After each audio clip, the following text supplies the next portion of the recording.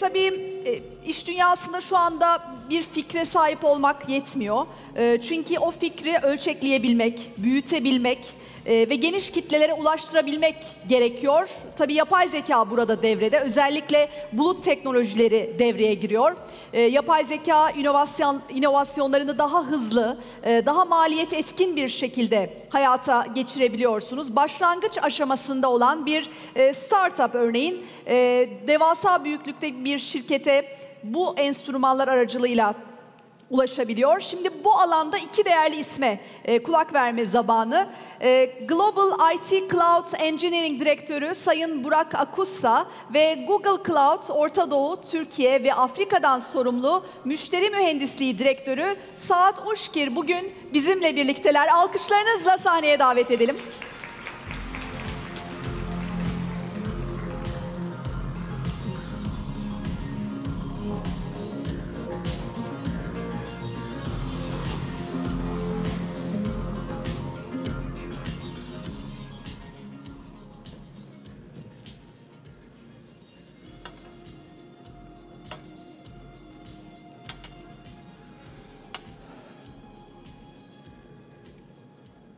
Merhabalar.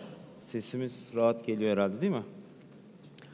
Türkçe başlayacağım ama sonra İngilizce devam edeceğiz. Bugün değerli konuğum Saad Ouchkir ile beraber sizlerle bir aradayız. Ben Global IT Cloud Engineering Direktörü Burak Akusta. Yaklaşık 2 yıldır Global IT'de görev alıyorum ve temelde Google Cloud, Google Workspace çözümlerinin teknoloji ekibinin başındayım. My dear friend Saad is here together with us. He came from Dubai. Saad, could you please introduce yourself first? After that, we will start. Sure. Yeah, thank you very much, Burak. Hello and good afternoon, everyone. Thank you for having us with you this afternoon. After a long day, I hope that it was very, very interesting.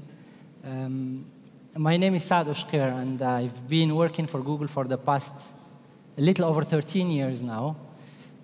Covering multiple positions, but for the past 10 years, I have been leading the cloud customer engineering team. And this is really a very interesting position to see how the technology is moving. My team works with our customers to help them get the best out of Google Cloud. And we definitely saw in the very recent year the big move to artificial intelligence, to machine learning, and most recently, all the big move to generative AI. And I hope we'll have the good opportunity to discuss this a little bit more with my friend Burak. Yeah, thank you very much for coming again. Saad, I would like to start with our conversation from the Gen AI part, because you know it is very hype nowadays. And can you please tell us what is the best approach for companies to adopt Gen AI for their business in terms of organizational, financial, or finding the good talent? Could you please give information about that? Sure. I think the discussion now is not about whether companies should adopt this new AI technology or not. The question is how and when should they start and how they should approach it. And indeed, adopting generative AI takes a certain number of steps, I would say. The most important thing is to focus on your business and start from your business needs. Obviously, not every company will use generative AI the same way. But generative AI offers a huge opportunity to accelerate your business. And if you don't start leveraging this technology, your competitors will do, and there is a risk that they will disrupt you. So definitely, there is a need for that. So how to approach that? I think the first and most important thing is to look for opportunities for automation. Things in your processes, the way you're working, that can be easily automated. What we saw at the beginning of adoption of generative AI is that a lot of companies have been going into, okay, testing. Let's do POC on this, POC on that. See how we can benefit from this technology. It is great, but you don't want to be stuck in the POC phase and not move into using generative AI in production. This is why it is very important to define KPIs for each generative AI project that you are starting and make sure that you are tracking against these KPIs and monitoring how it is improving your processes, helping with your top line or your bottom line. But it is very important to do that. Also, it is very important to focus on education, enabling not only your technical teams to use this technology, this is probably the easiest part, but also the decision makers in the companies, the management, because those are the people who will select which projects are useful, and it's very important that they understand the potential of generative AI and how they can use it. And I would say the last piece is technology, and we heard this throughout the day. Not every company is going to invest millions in training models. Some companies are in the core of this and they will do it, but as it has been said, there are many, many models that are available, open or closed source. At Google, we offer both alternatives. You can use Gemini, but you can use Gemma, which is open source, and you can really benefit from it, run it on premise if needed. But you don't have to do that. There are also a lot of easier ways to use AI, because there are services that embed AI into them, but you don't need to do all of the AI things. You can use AI through APIs. There are ready-made AI agents that can be leveraged and used directly. And this is very important to know. So maybe in summary, so it's important to focus on the impact and measure. 2, education. And 3, the technology, pick the right technology that serves your company and your purpose. Yeah, thank you. As far as I know, you are traveling all around the world because of your responsibility, because of the region that you are responsible for. Actually, starting from Turkey, Middle East, and considering Africa, I'm sure that you have seen so many different use cases, very innovative projects in the region, especially for the AI. Do you have any specific examples of innovative projects in AI that you have seen so far? Yeah. Obviously, there are many innovative projects. The one that is dear to my heart has been developed as Google by a company called DeepMind, which is a subsidiary of Google, AlphaFold. It has been mentioned earlier today. And the CEO of DeepMind, as well as one of our senior directors, have been awarded the Nobel Prize in chemistry for building AlphaFold and building a database of 3D representations of proteins. I'll just say a couple of words about this, then move to maybe more normal or regular projects. Before AlphaFold, it would take maybe a whole PhD thesis from a PhD student to create the 3D representation of one protein. And why this is important? Because those representations are used in creating new medicines and in curing diseases. So it's really important for humanity. And imagine, it's very manual and laborious process. With the use of generative AI, the team at DeepMind has created AlphaFold, which uses all the information that we have and automatically generates 3D representations of proteins. It started with the first generation of AlphaFold. When the second generation came in, they started building an AlphaFold protein structure database. And now with the AlphaFold 3, we have over 200 million proteins, if I'm not mistaken, but around this number, of proteins that have been represented. You can imagine the gain of time for humanity. And this is what has explained the award of the Nobel Prize to the team who worked on this project. So it's really amazing, and a lot of pharmaceutical and researchers are already leveraging this work because this has been made available to everyone to use in order to create new medicines. So this is on the maybe high level and the things that are really helping humankind. What we see I would say in my region where I'm working, we see a lot of our customers leveraging AI, for example, for research, like finding information. All companies, and I'm talking about internal company data, all companies have a very large amount of information that their employees take a lot of time to find. Think of just a lawyer firm how many cases they work on in the past, how much information they have available that needs to be used by the lawyers for new cases. So a lot of this information can be very easily accessible to the employees of the company through a simple interactive natural language type of interface. And we see a lot of projects around this.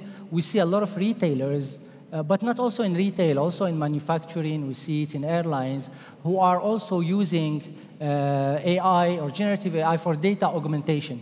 Imagine you are an e-commerce. You want to use the picture of a project, a picture of a product that you are selling to create a nice representation, a nice description for it, and to make it easily discoverable by your customers. Generative AI can do this very quickly. Imagine you are a travel agency, you want to create a nice marketing campaign for people to come and discover the beauty of Turkey. You can very easily generate pictures, generate a campaign, and make it available in a very fast way through the power of generative AI. So all of these things, we see a lot of customers using it. I know, because we are partners, and I know that you are working with some of our joint customers here in Turkey to help them adopt Google's technology in this matter. And maybe it's my time to ask you a question, my dear Burak. So can you maybe tell me a little bit about the type of companies you work with here, maybe some of the startups, the Turkish startups that you have engaged with, and how you have helped them adopt generative AI and grow from the startup level to maybe becoming large organizations? Yeah, actually, as Global IT, we have been in this business for 18 years, since 2006. So we started with Workspace and then continued with Google Cloud. And recently, with the AI technologies and data technologies, we moved to data and AI part. Actually, we have all kind of customers in our portfolio, from startups to big enterprises. So we see all the use cases that are being used by startups and big enterprises. But what we have seen at the startup side is their world is very fast-pacing. They need to run fast because they have limited budget, they have limited time, and they have limited resources, human resources. First, we are providing them Google pre-built AI solutions like Document AI, Translate AI, Image AI, etc. That kind of pre-built AI solutions so that they can leverage their solutions and create their MVPs as quick as possible to create their own product. On the other hand, of course, data is a matter. So we help them to collect their data, to collect their intellectual property, the data that their application collects from the users through Google Cloud solutions like BigQuery, for example. And after that, we put on over all this, we mainly using agents, the very latest version of agent development platform of Google Cloud. Of course, those who are developing their own AI models, we are providing Vertex AI at the end of the day, and it's Model Garden. They can easily move their models to Model Garden and train their data set, etc. So actually, for big enterprises, of course, chatbots, image processing, image comparison, you have given the example of product definition. For example, we created a product which gets the picture of the product and creates the detailed feature set for one of the biggest e-commerce company in Turkey. So, which is good because they don't have to create product information in a very short time. Their product catalogs changing every day. So it is very helpful for them to translate and to create the definition.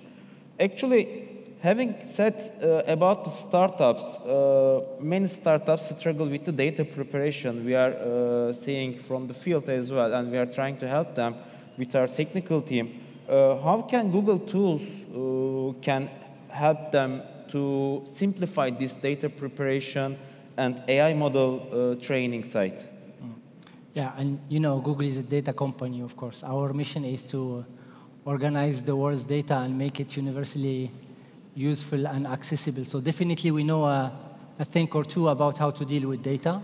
And data is also important because if the data you put into your model is bad, the output of your model will also be bad. You're all familiar with this expression that says garbage in, garbage out. And for this reason, a lot of the time of data engineers, and probably there are some of them here with us in the room, is spent in cleaning the data and making sure that the data is readily available for their model.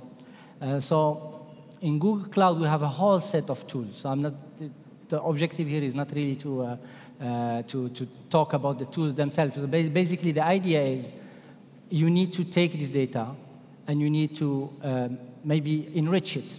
Maybe there is some missing information that you need to add. Maybe you need to pre-process it. You need to do some calculations before you feed it into your model.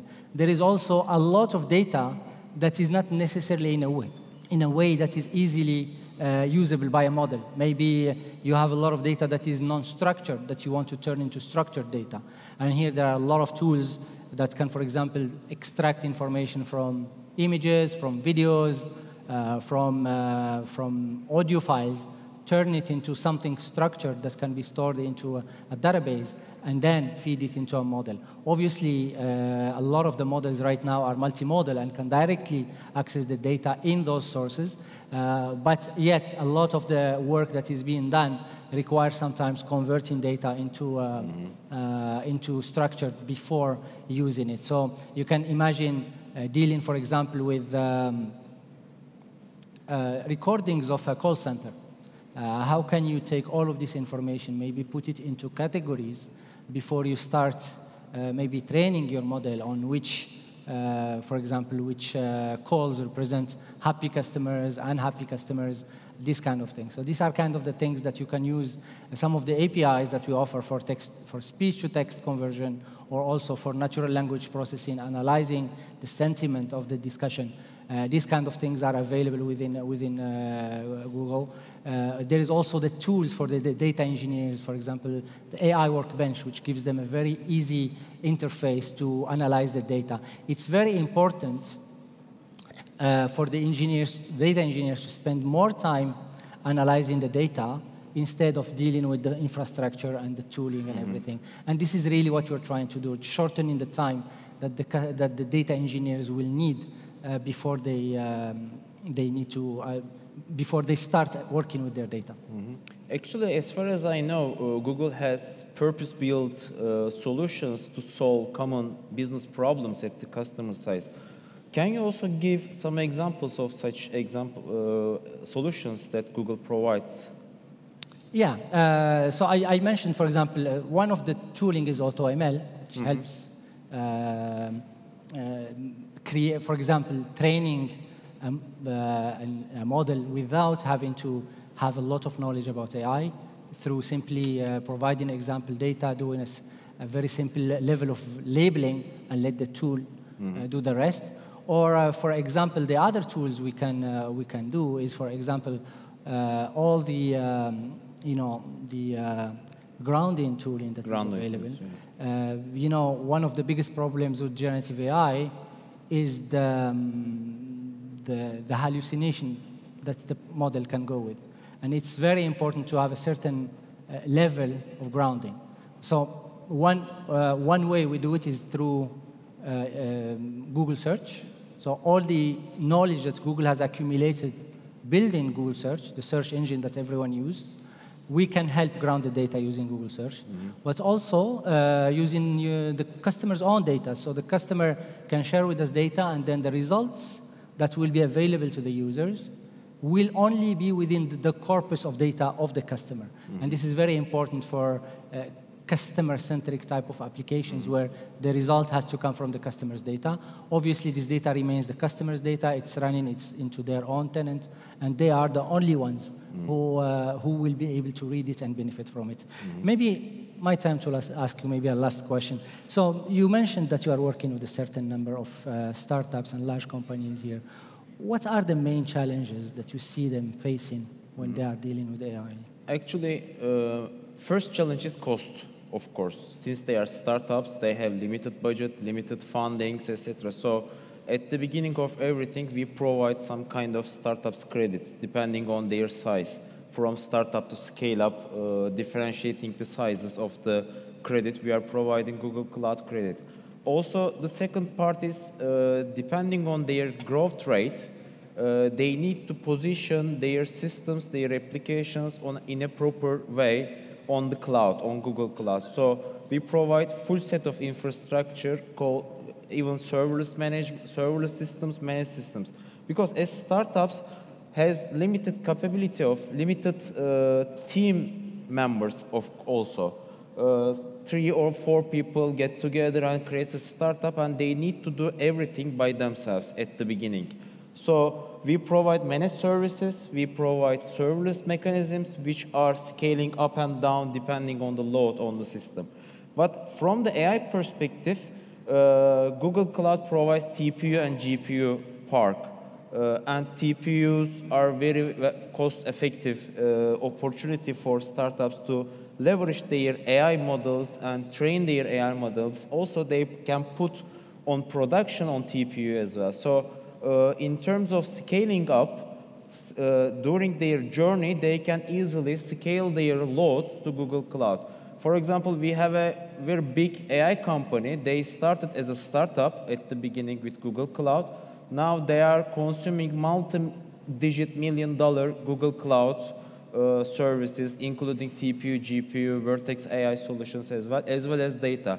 Of course, for solutions, for storage side, as their data grows, we can provide more and more storage as much as they need. So actually, we are together with them through their journey from initial phase, initiative phase to unicorn size. So maybe as a last question, again, thank you very much for coming here to be our guest today. You know, AI is very hype, and considering the responsibility of the AI, responsibility of the AI providers, can you tell us how Google approached for the responsible AI subject? This is very critical. AI is here to be used in a responsible way. The way we do it is that we have published back in 2016 a certain set of AI principles that guides all of our investments and projects in AI. Those principles are around avoiding bias, making our products safe to our users, making our products useful, helpful to the users, and so on and so forth.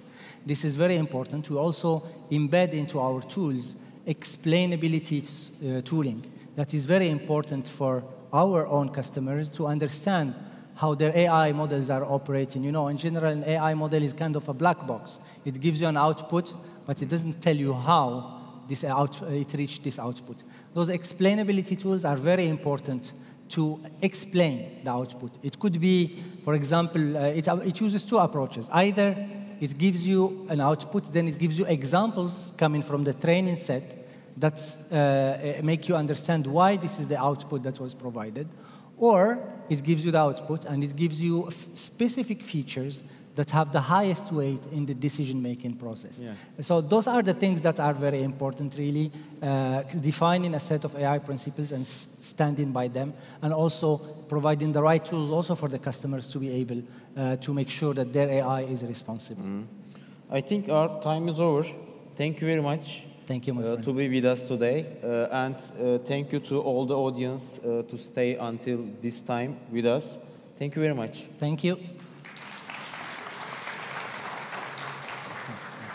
Çok teşekkürler bu harika sohbet için.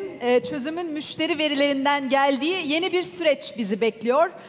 Startupların maliyet sorununa işaret edildi ve elbette sorumlu AI konusuna da özel bir parantez açılmış oldu.